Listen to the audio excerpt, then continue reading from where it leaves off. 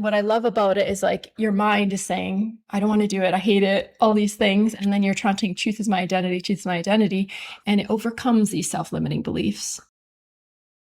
Hello everyone, I'm Giada from School of Shamanism, and this is season 2, Many Paths, One Mountain. And today I've got the pleasure to have here one of the many facilitators and beautiful souls that teach at the Art and Spirituality Center in Edinburgh, Lesley from ZVARÀ Wellness. Welcome, and thanks so much for accepting my invitation. And the first question to everyone is, tell us a little bit about yourself. What is that you do? Well, that's a big question. Well, since I've joined Art and Spirituality in April, I've started teaching yoga again. My main bread and butter, I suppose I should say, a few years ago was Kundalini Yoga. So that's what people know me for. But since then, I've expanded and trained in Yin Yoga and currently training in Qigong. And I have a background in health psychology. So I'm bringing it all together in a 6-week self-care toolkit that I'm offering here. And I'm going to offer that seasonally as well as do events in this beautiful space.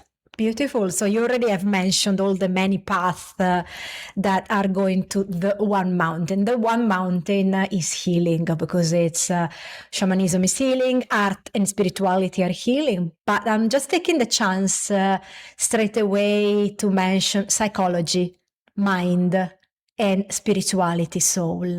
How do they cope together in the healing process?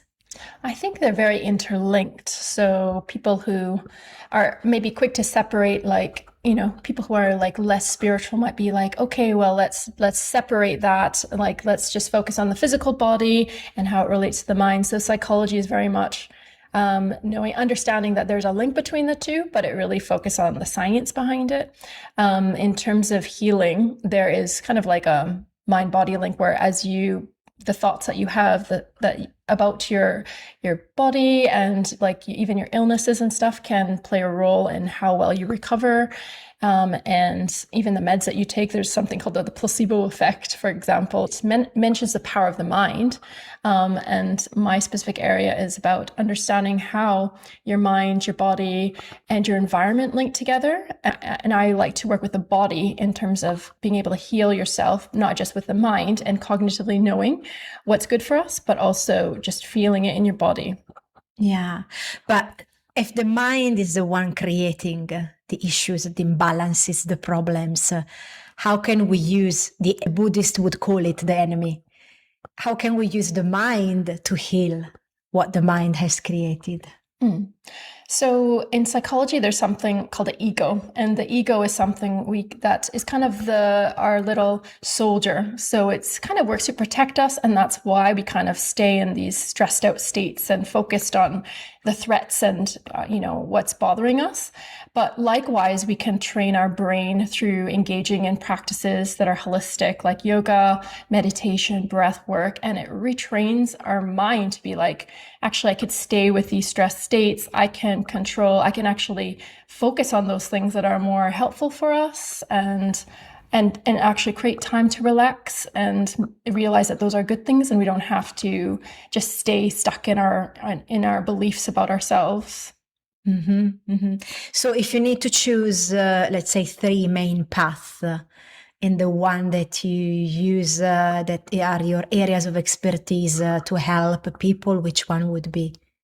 I'll have 4 pillars. So you have 4 pillars, it's fine. They all serve a different purpose. So what I love about, first of all, I have a foundation in Hatha Yoga, because in order to have healing, you need to have a proper grounding. You need to look after yourself, do your exercises. So there's specific poses that have an effect on the mind. So I think daily exercise, whatever it is a part of it. And I think the other aspect is breath work.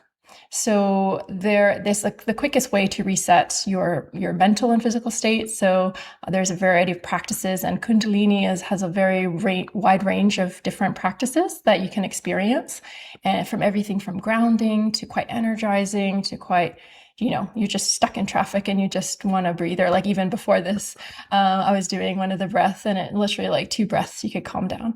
So I think that's a second one. And I think, yeah, I think energy practices in general. So the Qigong, this is why I'm interested in all of them. Qigong, Kundalini, even just the acupuncture and things like that, they all work on your energy systems. So I think whatever it is, anything that you can utilize to gain energy, whether it is any of these things, can help. And the fourth one is obviously coaching, because that's kind of my background. And I think that you can attend a class, you can attend a one-off event, but unless you are consistently knowing how to integrate it in your life, you're not going to create sustainable change. Yeah. Yeah, absolutely. And Qigong, which there has been slightly I would say a revival, but more interest recently. And I see that in also some people offering that. There was a time, for example, here in Edinburgh, in which there weren't many facilitators in that. How do you think that's the core element in the energy work in support of healing of this practice? And why did you come nearer to that? Why did you enter this practice? How did it come to you?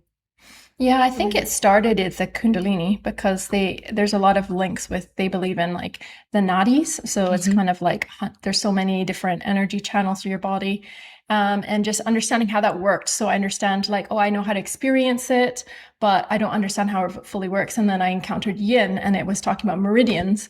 Yes. It was talking about Qi, and then we did Myo Yin, and I was like, oh, that's really interesting. And it came from the more Taoist tradition, Chinese, and the yoga is more the Indian culture tradition. So I was like, oh, these are all pointing to the same thing. And obviously there's like Reiki, which is Qi, there's all these things about the vital energy.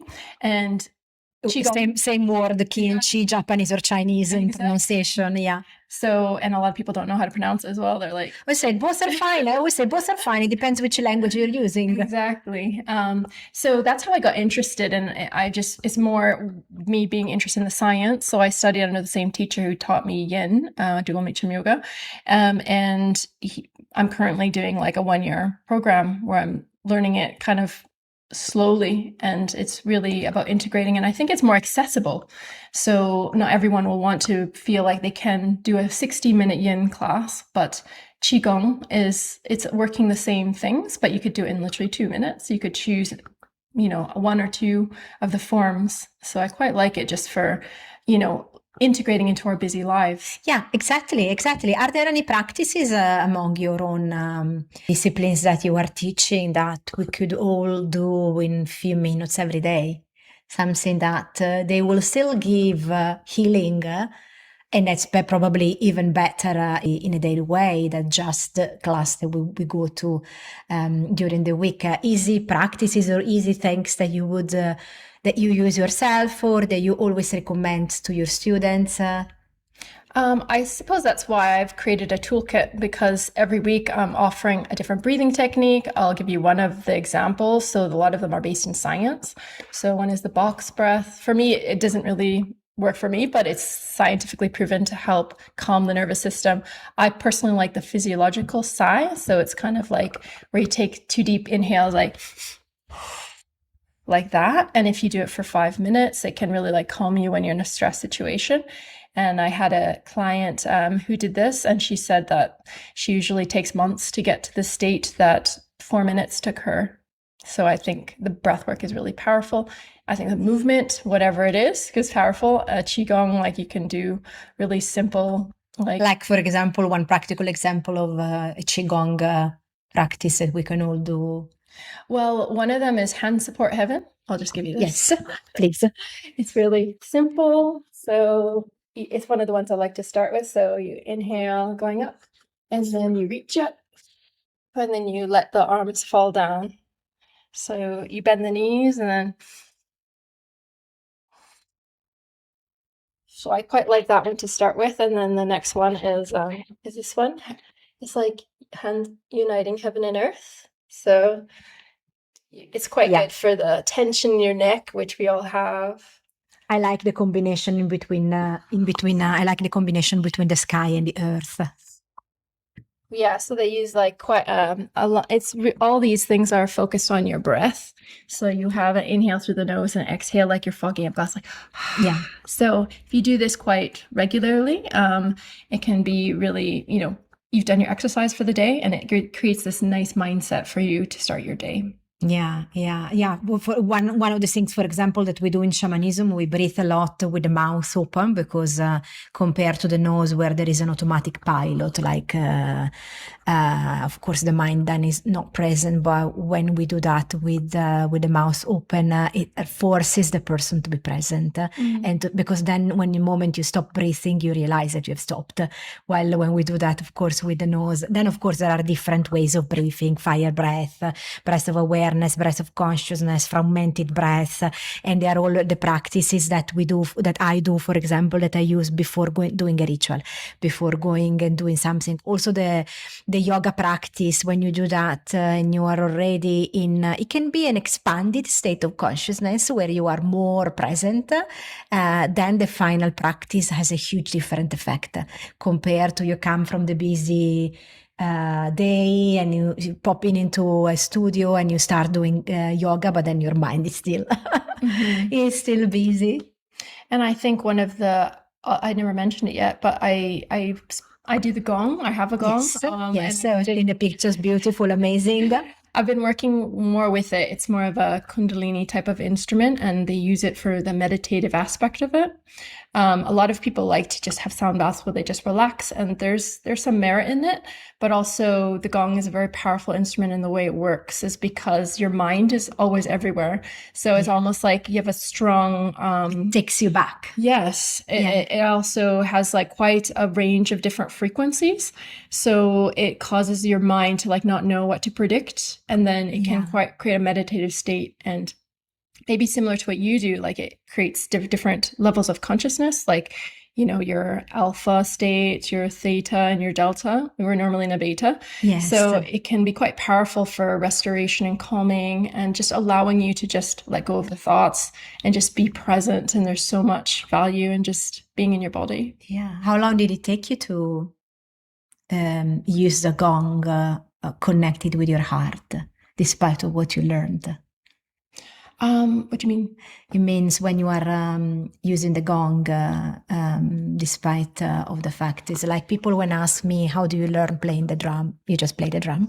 And then the moment you don't think about your arm or your hand on the beater, then it's where you start flowing. Because I remember the first times I was using the drum, and you start thinking, oh, now I need to drum, I don't know, for 20 minutes, and then my arm is becoming tired. You stop the flow, and at some point it just doesn't come naturally. The moment you forget that you are there and you are in that, of course, you are merged with your spirit, and you are just playing but not focused on your body, then it's just like your body is playing on its own, because your mind is not stressing the action. Yeah, I think I'm still getting to that point, but what you're talking about is like a creative flow. And I think first you need a basis, like you need to know certain sequences and stuff. And I've also attended a lot of sessions, but I'm still exploring the, you know, what I like within the gong. But I find it not only affects the people in the room, but also you as a practitioner. Yes. So you become in a mental state and you almost lose state of time. So I think it's just almost meditating first and seeing what comes. Having that intuition and learning to trust it. And then from the state you are in is kind of like a meditative state. You can translate that to others. Yeah, exactly. And connected to that, how much do you think in our daily life, the power of sound can be healing to people, starting from our voice, starting from an instrument, starting from the music that we listen to every day? I think it's very powerful, and it's an area that I'm getting more and more interested in, because I'm not like a singer, and I think that kind of puts people off sometimes, like, oh, I can't do that. But actually, each of the chakras is associated with a certain sound. It's like a bij seed sound, and Kundalini is great for that because it pushes you to use mantra. And not only the sound, but the meaning of each one is powerful. So when you have the use of sound, you're almost like self-healing, because you can work with a specific chakra that's maybe you're blocked in, like say your throat communication, or maybe you're feeling stuck, and you need some like creative inspiration. Then you can work with your second chakra, your sacral. So there's certain ways we can use that. And I'm actually learning more about that with vocal toning, and we're going to give it a go with the next week's session this Thursday. So using the sound with the gong and like helping to release what's stuck in our systems. Yeah. And just it's very powerful. Like we're vibrating at the cellular level even. Absolutely. And the body stores these memories of the vibration. Sometimes it's just like also the words, the simple words of some people can resonate in us and have an effect on us. It can be beautiful in the vibration, in happiness. It can also be a trauma according to what the vibration is resonating in our body. Yeah. Personally, I tend to not like happy music, but my partner really loves happy music. But I don't know. What music do you listen normally? Well, usually I love Brazilian zouk, so that's that puts me in my happy place. But normal music, I quite just like more like reflective, darker music myself. But it's nice to find the different instruments, and I'm even learning guitar at like an adult age. But it's just really nice to even just connect with music, and I think it's just a part of us, and it's a type of art actually. So it is absolutely, and it's an easy, approachable way of healing that we can use. That doesn't necessarily require extra tools or skills. Sometimes people that want to come and approach our disciplines, they think, I don't know what to do, I don't feel ready, I don't think I can do it. That's a blockage. Well, when we listen to music, it doesn't require any skills at all.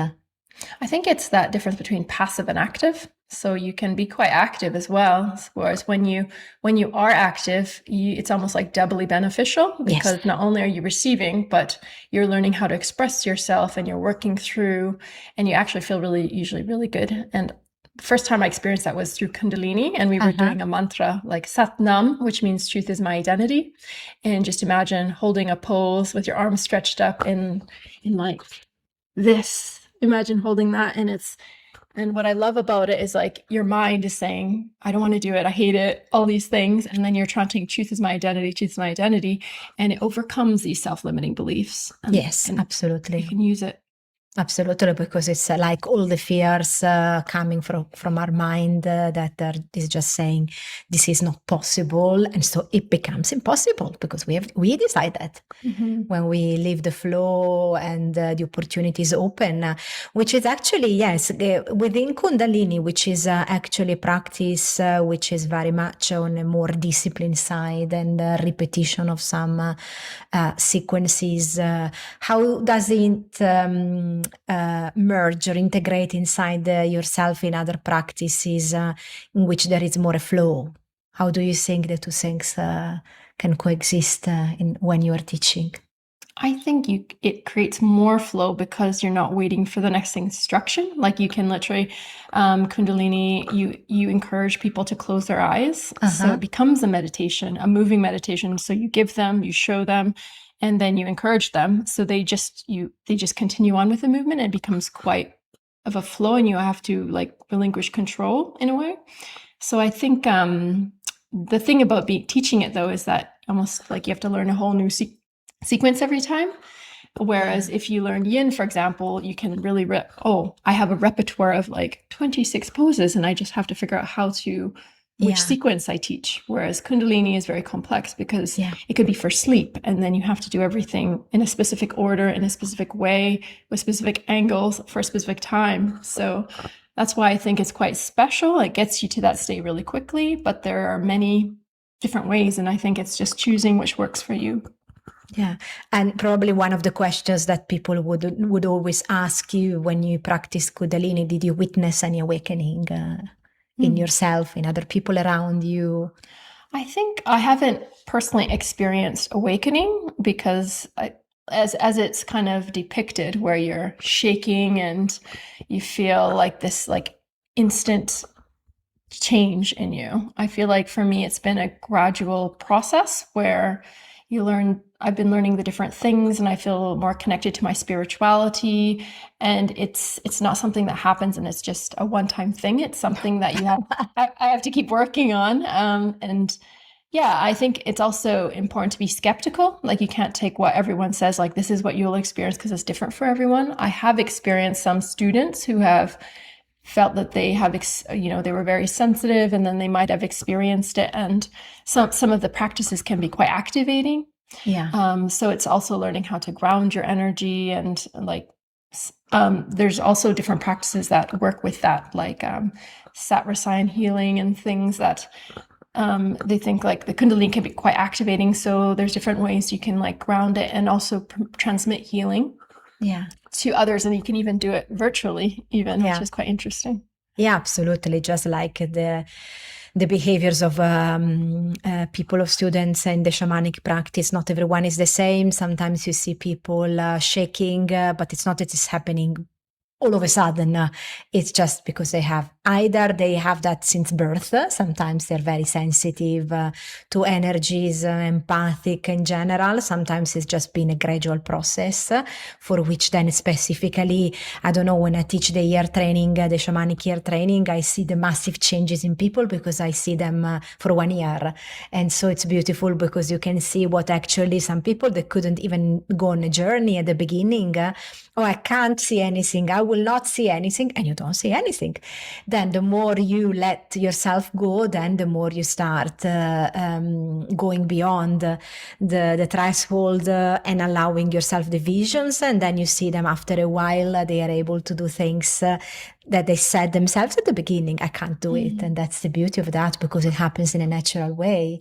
And not necessarily the ecstatic experience has to be transcendent and deep in that moment. It can be subtle, but deep inside yourself and not necessarily outward. That kind of reminded me that it's the times when I've practiced yoga, like it doesn't necessarily even have to be Kundalini yoga. I've had moments where I've kind of been at a crossroads and I did yoga, and it gave me that space to get inspiration. So that actually brought me to teaching, actually. So I was in a busy like corporate job, and I was like, likewise. yeah, and it was glamorous, and I was able to do fun stuff and had a nice life, but then or not having a life, I would say. In some ways, chasing the career ladder. And I created space by doing some yoga, and I realized, I want to use this teachings that I've had for so long and share it. So I think that's kind of why I'm here and now, as well as like you can keep building and building, and there's so much we've learned along the way that we can help people. So that's part of what I want to share with people, is like the different things that I've learned. Yeah. And it's not all yoga. Sometimes. No, absolutely. But I mean, connected to what you've just shared, there can be also different forms of healing that you are actually doing incorporate, like also having to do with people, learning how to speak with people, to interact with different people. When I was traveling around the world, and you need to adapt to the different cultures and find the right words or the right language, can be somehow a form of healing, that because you receive from others, you receive from the different cultures. That was in my specific case. Or you learn, you say to yourself, okay, this is not exactly how my boundaries are respected, so I need to learn to protect my boundaries. I need to learn to do self-healing. So every path is giving you a chance, even if it doesn't seem the one that is teaching you, but maybe it's giving you the challenge for which then you decide at some point to stop and go into a different path. Mm-hmm. And without that, maybe you would have not. Mm-hmm. Yeah, I feel like I can inspire some people, because I've been through things where I feel like I can't do it, and I have a lot of self-limiting beliefs, even teaching. Like I never thought I would want to be in front of a class teaching, but I actually enjoy it, and then you get a lot of, you see the benefit to other people. Yeah, and you receive as well. No? Mm-hmm. I mean, it happens you are recharged after a class or after a one-to-one session. You are actually receiving as well. Mm-hmm, exactly. Yeah, it's beautiful.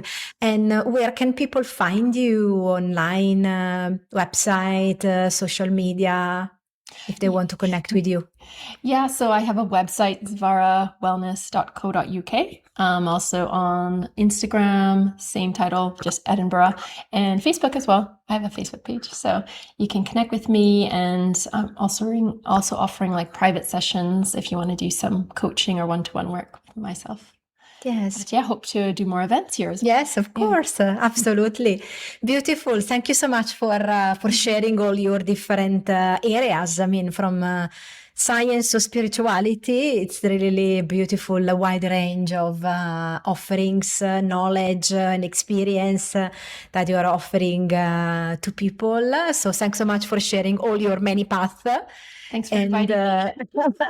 And being together in all the walks that we are going all to in the adventures towards the mountain of healing.